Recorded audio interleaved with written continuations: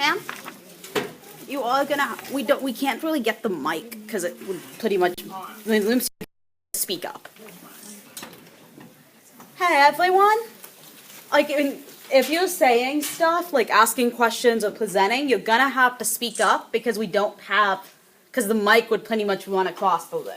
So please speak up, outdoor voices, as they say for kids, and that way we can catch everything on video back here.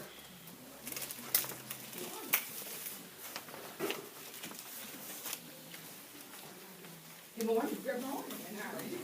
Doing great. And you? Yes, good to see you. Good seeing you. Thank you all for being here. We're going to start this promptly. We have, and I love the fact that it says maintenance department, and I think that's very important because I think it points out that we all come from different areas. So we have things that make us different, right? And but we also have things that we have in common. Clifton Sparks, who's going to bring the bridges in just a few seconds, he's not in the school system, but he's here. And he's got things that make him different than all of us, but he's got one thing that makes very much in common with all of us, and I bet he'll tell you a little bit about that whenever he gets up here. But nevertheless, John, would you please lead us in prayer? Yes. Can we bow our heads, please? Heavenly Father, we again thank you so much for this beautiful day that you've given us. We thank you for allowing us to come together as a group to focus on the issues that we need to address here in Cattle Parish. We ask that the things that we say today here will be truly on one accord, and that we will come to a general consensus of what we need to do to further our public education system. We ask that you will watch over each of us individually and collectively. Let us be one. Let us truly be one. And that you will forgive us for our sins. In Jesus' name, amen. Patsy, would you please lead us in the pledge? This is Patsy Richardson, who is a teacher's aide from Queensborough. She's also on the executive council of the Red River United. I pledge allegiance to the flag of the United States of America and to the republic for which it stands, one nation, under God, indivisible, with liberty and justice for all. At this time, I am inviting Clifton to start to the election to the Central Trade Election Council. Clifton, can you kind of tell them what the Central Trade Election Council is? Okay, thank you. Good morning, my sisters and brothers. I'm not talking loud enough. You keep doing it. Now, Okay, you can hear me okay? Okay. I'm Clifton Starks, and I'm president of the Central Trade and Labor Council of Shreveport and vicinity, the FLCIO. And I bring things from the executive board and the delegates of the Central Labor Council. It's one thing that come to heart that I would like to say to you, and that is the Red River United Union, their president, her executive board, her staff, they works real hard, and by that working real hard to serve their members, I want you to know it haven't gone unnoticed. Your president, she worked tireless hours. I don't see how she do it, but she worked tireless hours. She's concerned about each and every one of her members, whether they are teacher or support staff or whatever area they're in. She's concerned about make sure that and her executive board make sure that they represent these members real good. And from all that, from the reputation that she have given to her members within her union, it have caused Red River United to be the #1 union in Northwest Louisiana. And I think we need to give it a hand. So with that, not only is she number one here in Northwest Louisiana, of course, you know, she worked real hard as far as local, state, and you all are affiliated with the national, the state, and the local AFL-CIO. And with that said, she have a lot of help all the way around the nation as far as with people and other members being concerned, other union members. See, you have a lot of union members just on your local. With the local AFL-CIO, if at any time that we are invited to come to a situation that we are needed to help you all, we'll be there. Let's say, I'll use an example, one simple example, like if you were going to do a informational picket or something like that, and your president called, we have to be invited, your president called and said, hey, we need you all at Caddo Parish School Board in order to do A, B, and C, and believe me, you're going to have all the unions come on board to be there to support you all, and we can have some of the teachers still in the classroom teaching our children, but we'll be out there doing the informational picket or whatever we are asked to do.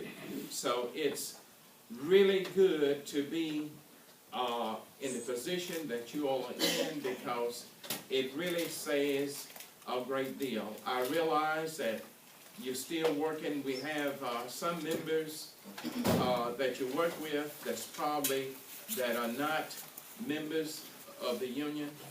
I know that you're trying.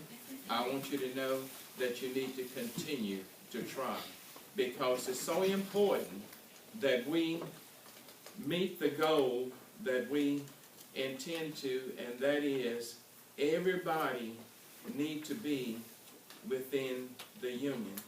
The union, it have helped and created the middle class, and with the middle class and help the poor, and this is very important.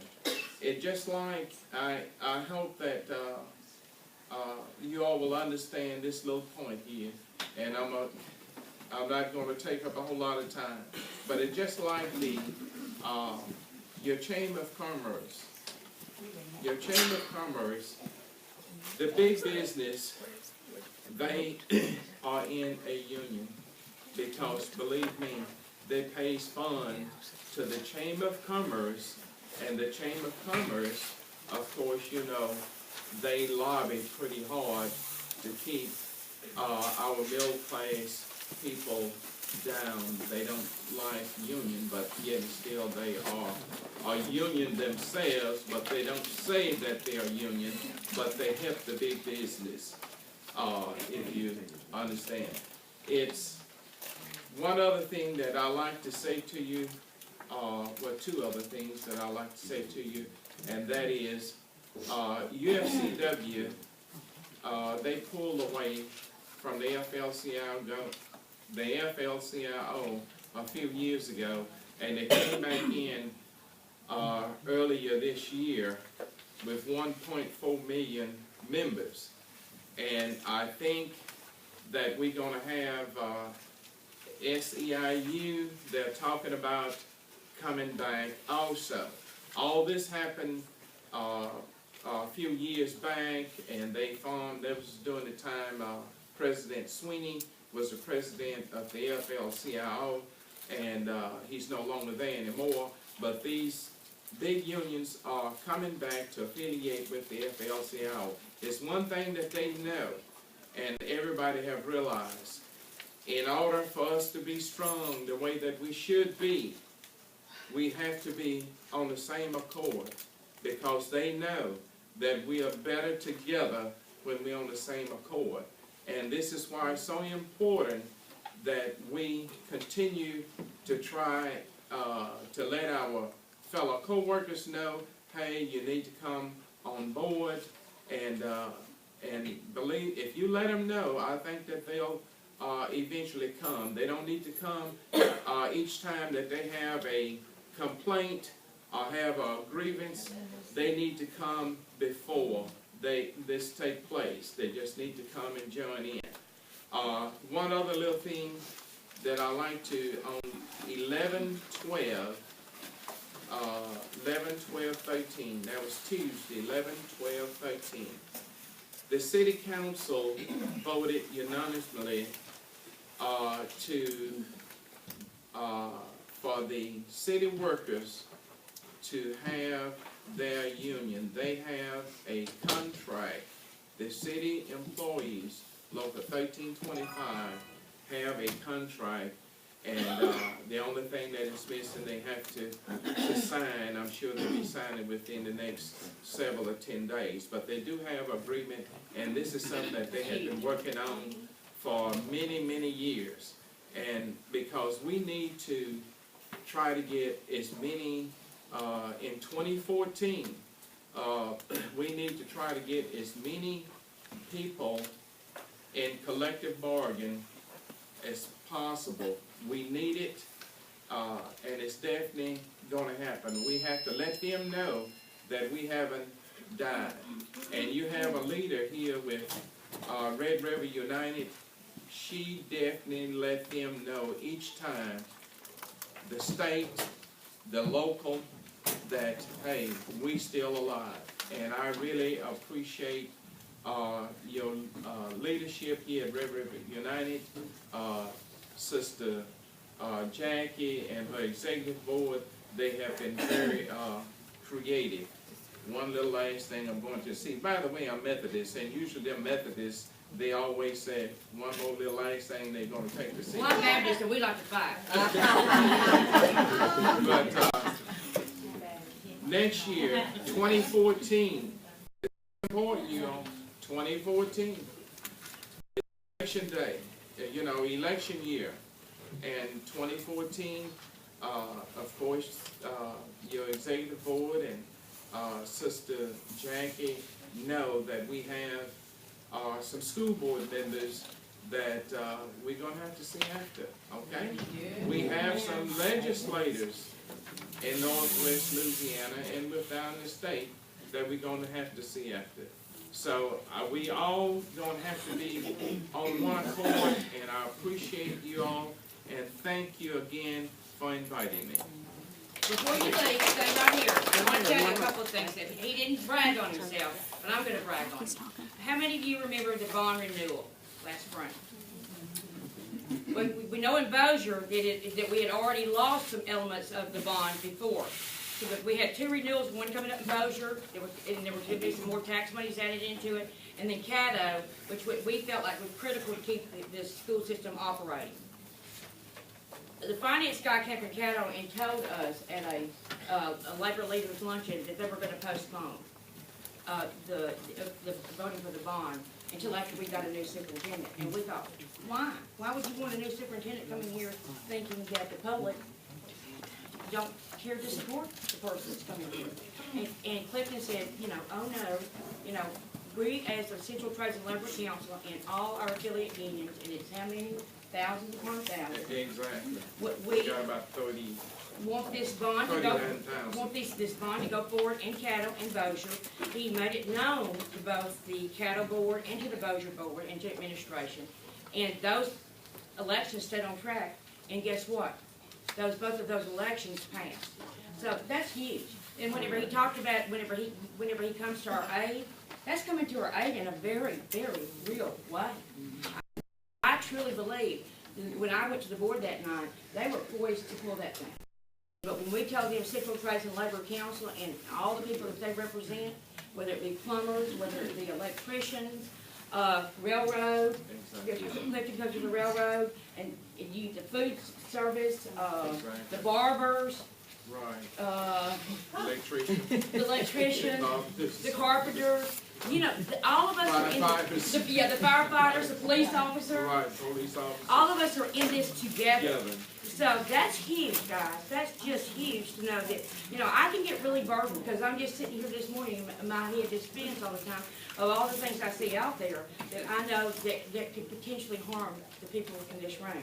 So but it gives me a great deal of solace to know that I have somebody that I can turn to that can help me and help you. Stem back the tide of those that want to see you go away. And because honestly, they really want to see you go away. The other thing about the city workers getting a contract, guys, that's huge. And why is that huge? Because we're not talking about a industry, a private industry that can go and get enough cars and then take it to the National Labor Relations Board and file for the election. And if you want it, you get elected. That's not what public employees have to do. As public, and the city workers are public employees, and that's why here in your district, in Bossier and Caddo, we have to have a majority of the board even say we can have an election. That's why it is very hard and why it's so important to elect the right people. It tells me the city workers elected the right people on the city council. That's how you know whether you did a good job or not. And so when he tells us it's going to be extremely important for us to be vigilant in this 2014 election, we need to be vigilant in this 2014 election. We're going to be electing boards, a total board in Bossier, and we just met with a board member the other day that's a brand new board member in Bossier, and whether you agree or disagree, he said there's going to be a major turnover in that board. I'm a little bit worried about it, because I'm afraid it's going to go very right-wing Republican. And so we need to be watching out for that. Nothing against Republicans. I used to be a young Republican myself when I was in college, but guess what? You know, whenever they swung so far over to the right, they left me. You know, they left me. You know, that wasn't the kind of person I was. So, you know, it wasn't me, it was them. And I couldn't touch them right now if my life depended on it, you know, just because of that right-wing faction that they have that right now pretty much has control of their party, and you pretty much have all witnessed that. But I'm not going to get into politics because I don't want to insult anybody that may have some allegiances to certain political parties, but Since with Sister Jackie saying that, I just need to make one other thing that's real clear, and this was the last segment of the city. All the other employees are unionized, except the city workers. You have the firefighters, the police department, all of them serve the cities. And I think the city employees is just as important as the firefighters and the but that should give you hope. That really and truly should, if they can do Exactly. it, we can do it. That's exactly it. Thanks. Oh, thank you for all you do. Thank you.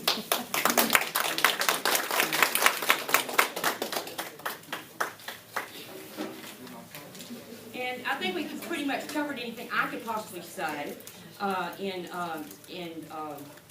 welcoming you here. You truly humble me that you took your Saturday to come here.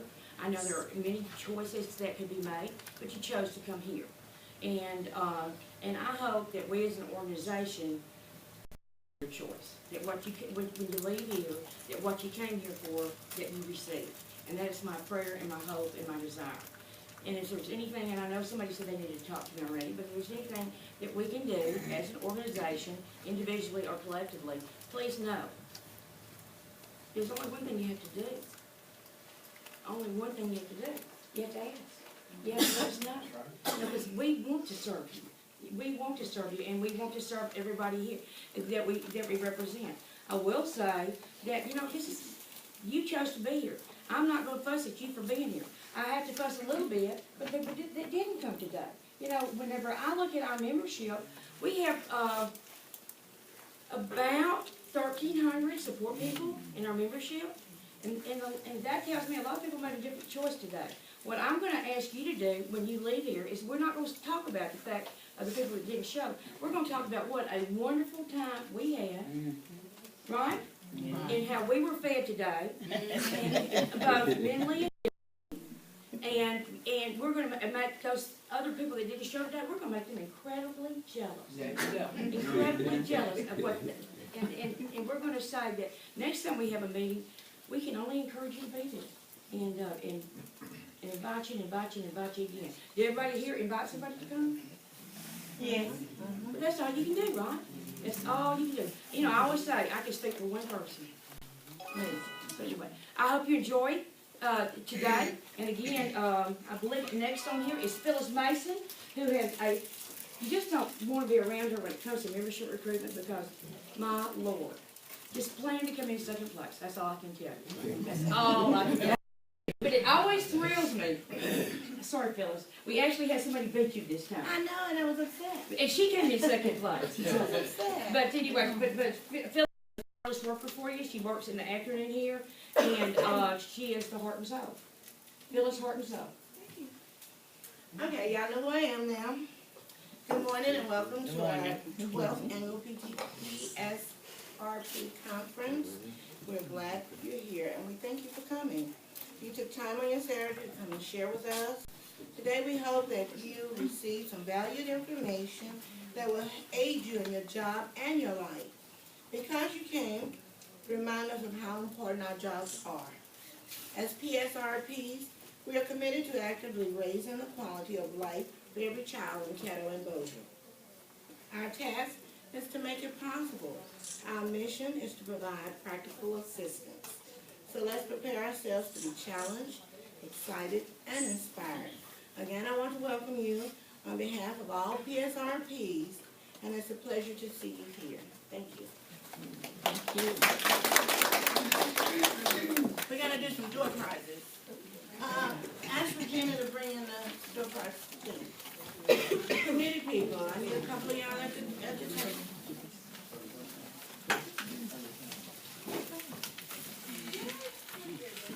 We got a couple of people just fixing to come in. Okay, we're gonna give them a chance to get in the room, shake. And as soon as we finish with this round of door prizes, we'll start.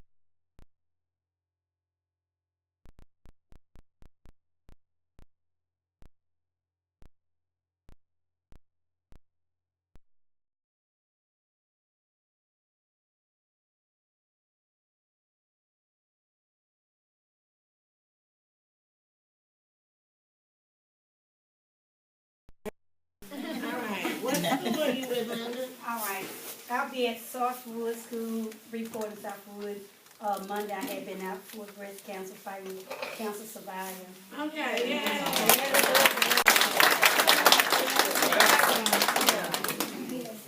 Okay. Cynthia Walker. All right. So we're gonna do one more, and then we'll be ready for our session. Cynthia?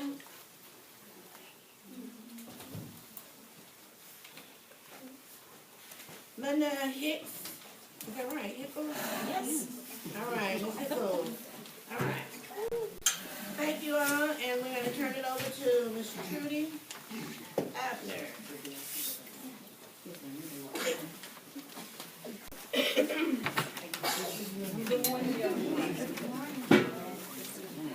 My name is Trudy Abner. I'm with Navigators for Healthy Louisiana. On your table, there are some handouts. They're all different.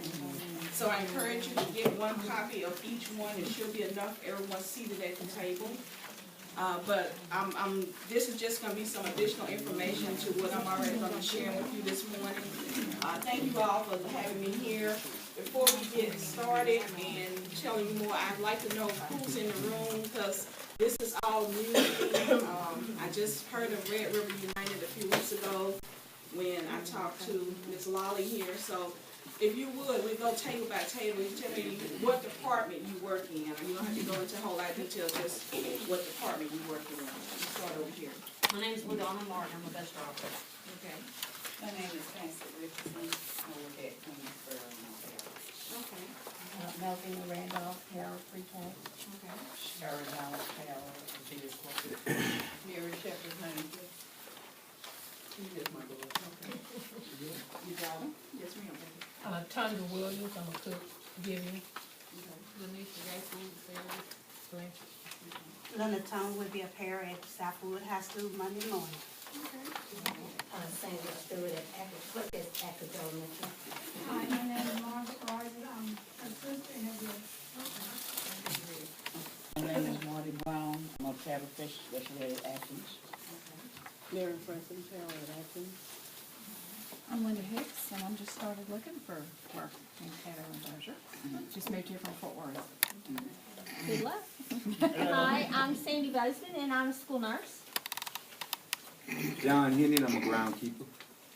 Harissa Henny, and I'm at Central Office, I'm a custodian. Cynthia Walker, I'm at Summerfield, I'm a custodian. Jewett Winston, I'm a teacher and the building rep at Southwood High School. Valerie LePage, I'm a parent at Sun City Elementary. Jennifer Jones, I'm a parent at Sun City. And Monica Terra at Sun City.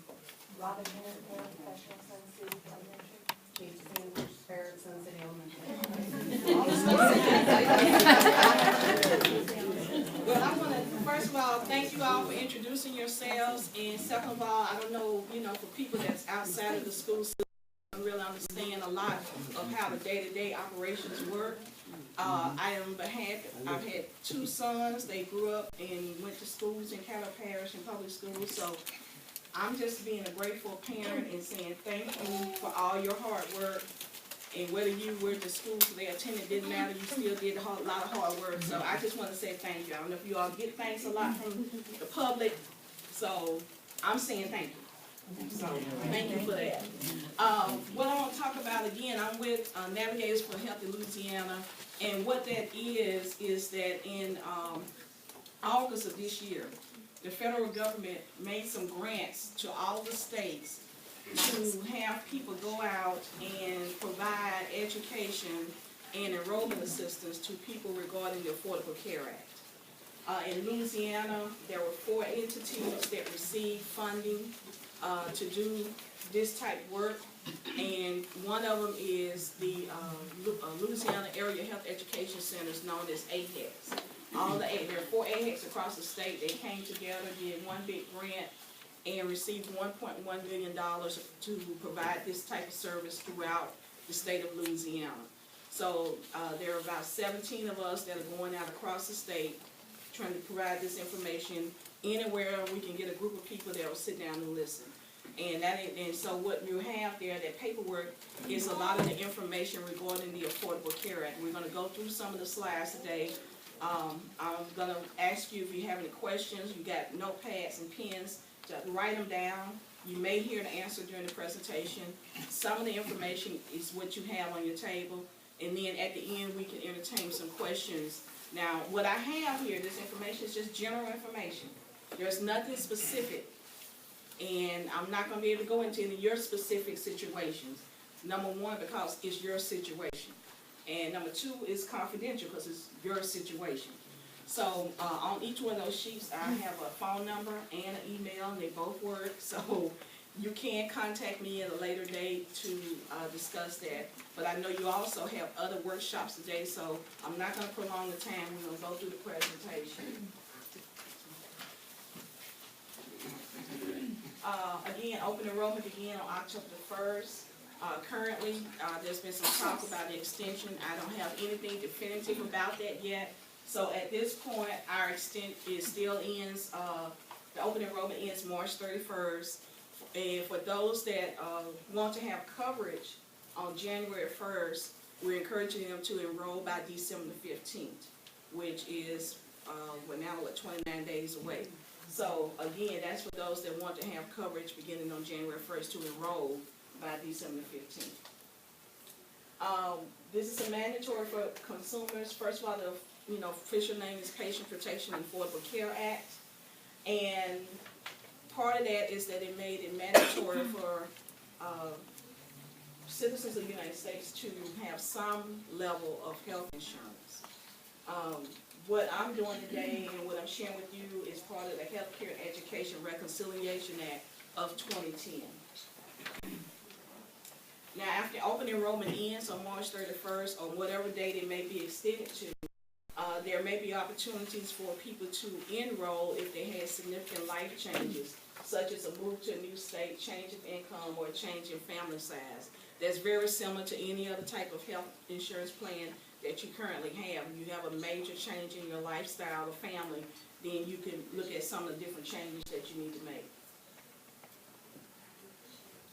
Under the Affordable Care Act, some of the new protections that are available is that people currently that do not have insurance because of pre-existing conditions, so forth, or the insurance is so unaffordable because of that, Now that is no longer the case. In the marketplace, they can be insured with a existing condition. Information regarding insurance and all of the benefits and all that stuff now is available to everyone. And it's not as hard to find information and get the information. The act also indicates that the information must be put in plain language and not legalese. So in plain language so people can understand. No rescinding of coverage. A lot of people have been in situations where they have, in the midst of a major situation and their coverage has been rescinded because of some type of thing, or there's some kind of change in the insurance company, just for whatever reason, chose to rescind coverage for that individual. That is no longer the case. You just can't go arbitrarily and find something to rescind your coverage.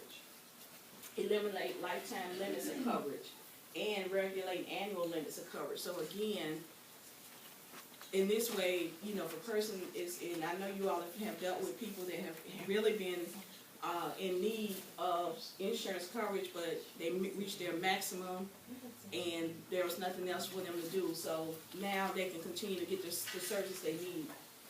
There's an appeals process, particularly when there's a decision made in the case and you don't agree with it. Now there's an appeals process where you can work through an appeal of a decision that's made, particularly with eligibility. There's consumer assistance programs in the states where all of the states are creating these assistance programs. One that's in Louisiana is called SHIP. And what they're doing is being able to help people navigate through and understand and get assistance that they need. And also the value 80-20 rule. What it requires is that the premium that you pay for insurance, and you still will have a premium, is that at least 80% of it goes towards your health care or improvement to your health care. If the insurance company does not spend at least 80% of it, then they owe you a refund. So that's part of the law. So, it's not arbitrary, it's part of the law. Options for young adults. Many people have young adults, and historically when they got 18 or so, you had to drop them off the insurance. Well, they may not be caring about insurance, but as a parent and you caring about insurance, anything can happen. 2 days ago, I had a son that was involved in an accident with 18-wheeler. He's good, everything's fine, thank goodness. But again, without insurance, and if he'd have really been injured, that could have been a real costly, bill. But those options now allow parents to carry their children on their policies till the child is 26. And so that's an option for young people. It also involves an option for them to get insurance, low-cost insurance, so that they can have something. And then another one is preventative services. A lot of people will get preventative services, but they don't have co-pays or deductible money. So it's not that they don't want to do it, it's not that they're not trying to be proactive about their health, but they just can't afford to go do that. Now a lot of preventative services, a lot of the screenings, blood pressure, blood glucose, colonoscopy, mammogram, all that stuff now won't have a deductible or a copay. So you're still responsible to go get your screenings. There's nothing saying you don't go get your screenings. That's still your responsibility. But the cost should not be a factor. People that are eligible are U.S. citizens and those that are legally in the United States during the entire coverage period. They live in an insurance company service area for Louisiana. The insurance coverage service area is the state of Louisiana. So if you live in Louisiana, you are in service area. Individuals in income between 100 and 400% of the federal poverty level. And then if they're offered coverage at work, but it's not affordable at least 6% actual value. What that means is not that the premiums that they're offering is not what you want to pay, but it has to be that the annual premium is more than 9.5% of your annual income. That's what makes it not affordable. It's not that I just don't want to pay that. It has to meet that guideline. Also, the insurance has to pay at least 60% of the expenses. So it has to be at least a 60-40 plan. A lot of insurance companies pay maybe 70-30 or 80-20. Some of them even pay higher depending on who the insurer is. But it has to be at least a 6% plan. If it's not, then that makes a person eligible for a plan in the marketplace because the policy they have does not pay at least 60%. This is the 2013 Federal Poverty Level Scale. You can go online and see the scale more clearly, but for the 400%, even up to a household size of family 8, that goes up to $158,000 a year. Family of 4 is at $94,200 at the high end, and at the low end, $11,490 for a household size of 1, up to $39,630 for a household size of 8. So it's quite a range in there for a lot of people that may fit and may be eligible for the marketplace. This is what I mentioned earlier about the Senior Health Insurance Information Program. The email at the front, at the top, is the Louisiana website, and it's primarily for those that are 65 and older who may need some help navigating through Medicare and understanding a lot of things. Now, one thing I want to make sure you know, people that are already receiving Medicare or Medicare eligible do not participate in the marketplace. That's a whole separate thing. This is not for supplemental insurance. It's not for prescription drug plans under Medicare. So those that are currently in Medicare or Medicare eligible, they don't need to get all excited about the Affordable Care Act because they're already covered. So, you know, of course, it's time for them to renew and do all that stuff, and all this is happening at the same time, and I understand why it would be confusing, but this is not, those people are not eligible for the health insurance.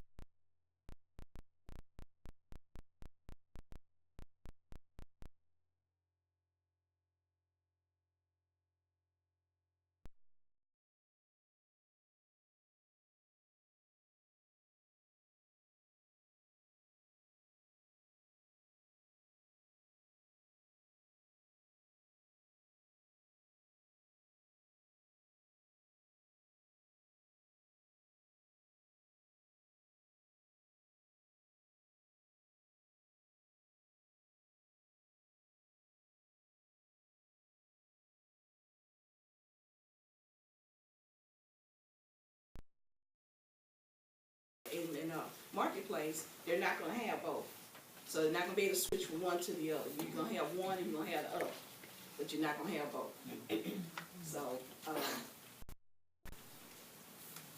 it does not affect those that are incarcerated, those that have income above 400% of the federal poverty level, people that are offered coverage at work that is affordable and at least 6% actual value. I was with a couple of groups last week or so where they were in the process, their employee was in the process of open enrollment, and a lot of people did not have their employer's insurance. And one of the key things with this is not saying that, you know, if your employer offers insurance that you don't have, you know, you can choose not to be participating in the employer's plan. But if your employer's plan is deemed affordable according to the guidelines of the Affordable Care Act, and you choose not to participate, and you choose to participate in the marketplace, then you're not eligible for the premium tax credits or the cost sharing. So the full cost of the insurance will be your responsibility. Most important.